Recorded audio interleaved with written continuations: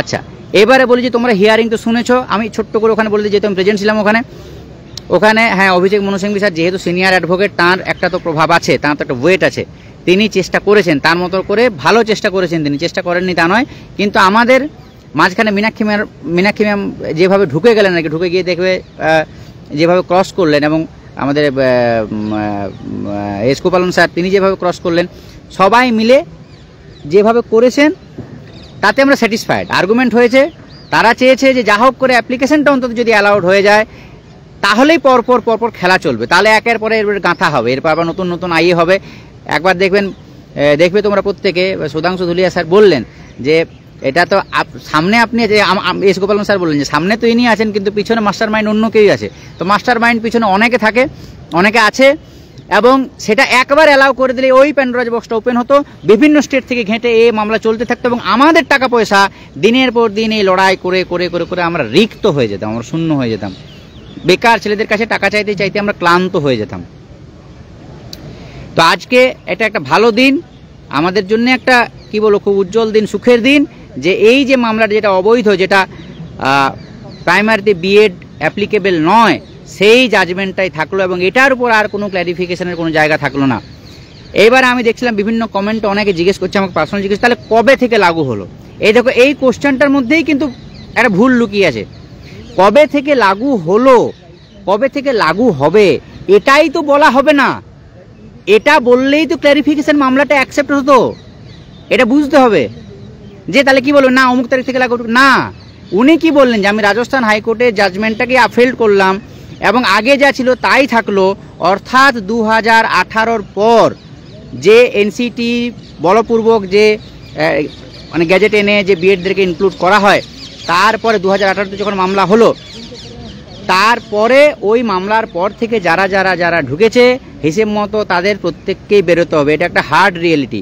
এবার এই বের করার প্রসেসটা কতটা লড়াই হবে, যারা বের করার পক্ষপাতী, যেসব স্টেটে, যেমন আমাদের 2020 পরে ধরো বিএডরা ঢুকেছে, তাহলে 2020 পরে বিএডদেরকে বার করার জন্য তাহলে আবার সে নতুন করে লড়াই করতে হবে, সেটা তাদের ব্যাপার যারা এখানে পার্টিসিপেট করেছিল। কিন্তু এখানে কবে থেকে জাজমেন্টটা লাগু হলো ওইরকম স্পেসিফিক বললে তাহলে তো ক্ল্যারিফিকেশন মামলাটাকে অ্যাকসেপ্ট করতে হতো, যে আচ্ছা অ্যাকসেপ্ট করলাম এবং কবে থেকে লাগু হবে সেটা আমি অমুক দিন বলে দেবো তোমাকে। না, তুমি কবে থেকে জানতে চাইছো, কি চাইছো, ওসবের কোনো থাকলোই না। তুমি অনগোয়িংয়ে আছো, তুমি পাবে কি পাবে না, না আমি কিছু বলবো না, তার কারণ আমি জাজমেন্টে বলে দিয়েছি, 11 আগস্টের জাজমেন্টটা, সেই জাজমেন্টটাই থাকলো, সেটাই তুমি পড়ো, সেটা পড়ে তুমি বুঝে নাও, তার উপর আর কোনো ক্ল্যারিফিকেশন হবে না, তার উপর আর কোনো ইয়ে হবে না। এই গেল ডিএড বিএডের কথা। সুতরাং আমাদের 20-22-এর যারা মানে আমাদের 22 রিক্রুটমেন্টের যারা, তাদের অনগোয়িং রিক্রুটমেন্টে যে বিএড ঢুকে যাবে যে ভয়টা, সেই ভয়টা একেবারে নিশ্চিহ্ন। আমাদের তরফ থেকে আর বিএডের কোনো রকম কোনো ভয় থাকলো না। এইবার আসছি পরবর্তী ক্ষেত্রে, আমাদের এরপর আগামীকালকে যে মূল লড়াই, যে 20-22 স্টে পড়ে আছে, সেটা আমাদের সেই স্টে যদি আমরা তুলতে পারি তাহলে আমাদের এই রিক্রুটমেন্ট আগামী 1 সপ্তাহের মধ্যে হতে বাধ্য, আগামী 1 সপ্তাহের মধ্যেই হতে বাধ্য যদি আমাদের এই স্টে উঠে যায়। সেই স্টে ওঠানোর জন্য 23 জেলার তরফ থেকে যা কিছু করার, সেই সমস্ত কিছুই স্টে ওঠানোর জন্য করা হবে। তার জন্য এখন একজন উকিলের সাথে কনফারেন্স চলছে, সাদেক ওখানে গেছে, ওখানে আমাদের সোমেশ স্যার আছেন, আমাদের হাইকোর্টের অ্যাডভোকেট মাননীয় চিত্ত স্যার আছেন, এবং এরপরে সন্ধ্যে 6টার সময় আরও একজন সিনিয়র অ্যাডভোকেটের সাথে আমরা কনফারেন্স করব, এবং কালকে আমরা সর্বশক্তি দিয়ে ওখানে ঝাঁপাবো, যতটা ওখানে ঝাঁপানোর কথা আমরা কালকে সেই সমস্ত শক্তি দিয়ে ঝাঁপাবো। এই প্রসঙ্গে বলে রাখি যে জেলা গ্রুপ, যেটা আমরা বরাবর বলি, জেলা গ্রুপগুলোকে একই রকমভাবে বাঁচিয়ে রাখা, টিকিয়ে রাখা যে দরকার, শুরু থেকে বলেছিলাম, সেটা তোমরা আজকে বুঝছো। 23 জেলার বৈধ, 23 জেলা অনুমোদিত, 23 জেলার সাথে থাকা যেসব জেলা গ্রুপ আছে, সেই জেলা গ্রুপই বৈধ গ্রুপ। বাকি কোনো জেলা গ্রুপে কেউ থাকবে না, বাকি কোনো জেলার অন্য কারো কথা তুমি শুনবে না।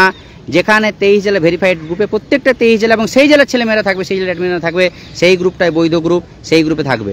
কারো অন্য কথায়, জেলা গ্রুপের বাইরে, মেন গ্রুপের বাইরে কারো কথায় টাকা পয়সা কেউ তুলবে না, একমাত্র ওখানেই থাকবে। আমরা যখন ইনস্ট্রাকশন দেবো সেই সময় টাকা পয়সা তোলা হবে। 23 জেলার প্রত্যেকে যখন ইনস্ট্রাকশন দেবে, অ্যাডমিনরা যখন ইনস্ট্রাকশন দেবে, তখন টাকা তোলা হবে, আদারওয়াইজ কিছু হবে না। 23 জেলার সাথে থাকো। আগামীকালের লড়াই একটা বিশাল লড়াই, এটা মেন লড়াই। যেমন এটার জন্য সর্বশক্তি দিয়ে আমরা ঝাঁপিয়েছি, ওটার জন্য আমাদের 2000% আমাদের শক্তি নিয়ে, যতটা শক্তি ততটুকু নিয়ে আমরা ঝাঁপাবো, এটুকু বলেছি তোমাদেরকে। কোনো কসর আমরা ছাড়বো না, কোনো জায়গায় ছাড়বো না। এই আজকে জাজমেন্টের পরে অনেকে নানান রকম অডিও পাবে, এই অডিও সেই অডিও, এই অডিও আমরা একে দান করেছি, তাকে এই করেছি, ওই করেছি, বহু কিছু বলবে। এই একটা জাজমেন্ট ভালো এলে, মানে এটা আমি দেখি যেমন খুব হাসি লাগে, একটা ভালো কিছু পজিটিভ জাজমেন্ট এলে দু রকমের হয়। এক হচ্ছে সবাই স্রোতে ঘা ভাসাতে চলে যায়, আমি তো এই করেছিলাম, তারপর সেই করেছিলাম, অমুক দিন আমি সেই করেছিলাম, কিন্তু তারা যেগুলো দায়িত্ব নিয়েছিল সেগুলো তো গোষ্ঠীর ঘন্টা কিছু হয়নি কোনোদিন, কিছু সেসব কিছু হবে না। আর তা নাহলে খুঁত খোঁজা হবে। আর যদি নেগেটিভ হয় তাহলে তো মানে সে গালাগাল, মানে সলিল মাহান্তি, সাদেক বিশ্বাস, সাদ্দাম হোসেন, মুস্তাক হোসেন, 23 জেলা, হ্যাঁ, এই সবার একদম একদম মুন্ডপাত করে দাও। হ্যাঁ, তো এদের এই দেখলাম কয়েকটা অডিও ফডিও এদিক ওদিক পেলাম আমি। যাই হোক, যেটা বলার কথা, মোদ্দা কথা, যে কালকের জন্য আমরা ফোকাস করে আছি। আমি আর সাদেক এখানে এসেছি, আমাদের তরফ থেকে যতটুকু করার আমরা সমস্ত কিছু করব। তোমরা ইউনাইটেড থাকো। আমি কিন্তু একবারও বলবো না 100% কালকে স্টে উঠে যাবে, কালকে সব হয়ে যাবে একদম পুরো, আমি বলবো না, ওইটা কেউ বলতে পারে না। আমি কোনোদিন মিছে কথা বলি না, মিছে আশা দিই না। আমি বরাবর বলবো, বা আমাদের 23 জেলার তরফ থেকে বরাবর বলা হবে বা বলা হয় যে ভাই আমরা 100%, 200% চেষ্টা করব, 200% চেষ্টা করব, এর বেশি আমাদের বলার কিছু নেই। তারপরে আলটিমেট জাস্টিস হিমা কোহলি তিনি যেটা বুঝবেন, অপোনেন্টের উকিলরা আছে তারা কীভাবে জিনিসটা প্রেজেন্ট করবে, এই অনেক কিছুর উপর ডিপেন্ড করে। আমাদের তরফ থেকে সমস্ত কিছু শক্তি দিয়ে ঝাঁপানো হবে। আমি চাইবো যে আগামীকালকে এইরকম বিকেলবেলা, এই বিকেলে যখন সূর্য ডুবন্ত হবে, অস্ত যাবে, সে সময় যেন একই রকমভাবে হাসি মুখে আমি আর সাদেক কালকে যেন লাইভ করতে পারি।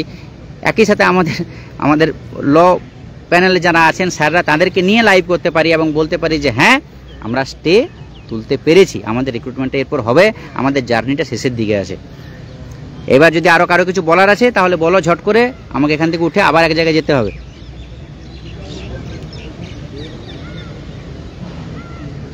রেগুলার ডিএলএড যাতে সবার হয় সেটা চেষ্টা করব, চেষ্টা তো নিশ্চয়ই করব।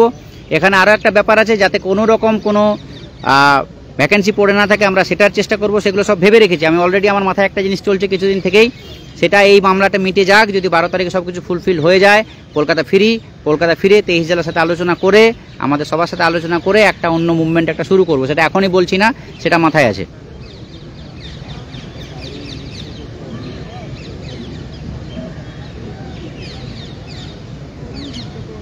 কারো কিছু প্রশ্ন আছে?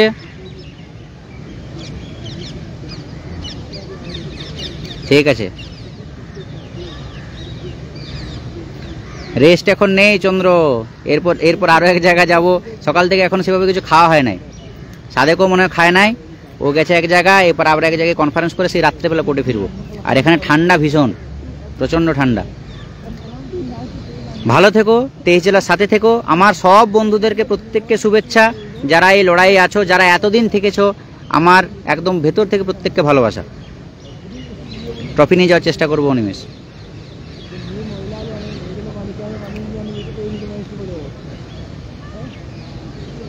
তোমাদের প্যানেল বেল 2022 কি চান্স আছে নোটিফিকেশন? হ্যাঁ, বেরোনোর 2022-এর এই যে আন্দোলন হচ্ছে বা এই যে যেগুলো চাওয়া হচ্ছে, এটার বৈধতা তখনই তৈরি হয় যখন এই রিক্রুটমেন্টটা কমপ্লিট হয়।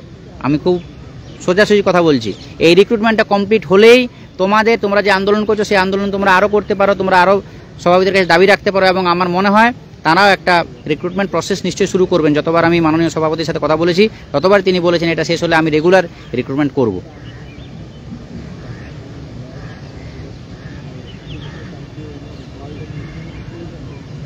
ঠিক আছে, বাই।